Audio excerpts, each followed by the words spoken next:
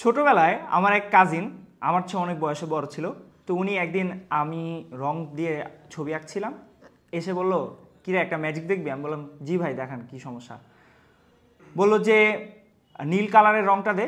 নীল কালারের রংটা দিল। আর হলুদ কালারের রংটা দে। হলুদ কালারের রংটা দিল। পরে একটার উপর আরেকটা দিয়ে ঘষা ঘষা দিল।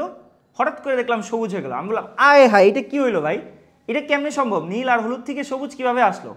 এই জিনিসটা তখন আমি কোনোভাবেই গ্র্যাব করতে পারতাম না যে আলোর এইখানে একটা ব্যাপার আছে। এই জিনিসটাই হচ্ছে এই যে যে একটা বর্ণচাকতি আছে, এটার মাধ্যমে কিন্তু খুব সুন্দরভাবে দেখা যায়। এইখানে গোলাপি আর হচ্ছে সায়ান কালার আছে, ঠিক আছে, পিঙ্ক আর সায়ান, এই দুইটা যদি আমরা মিলাই তাহলে দেখবো যে পার্পেল কালার হয়। এখন এটা কিভাবে মিলাবো? এই যে দেখো, এই চাকতিটা যদি আমি এখন সুন্দরভাবে ঘুরাই, এখানে দেখতে পারবা এখানে কিন্তু এতক্ষণ পিঙ্ক আর সায়ান কালার ছিল, কিন্তু এখন কি হয়ে গেল? এখন হয়ে গেছে পার্পল কালার।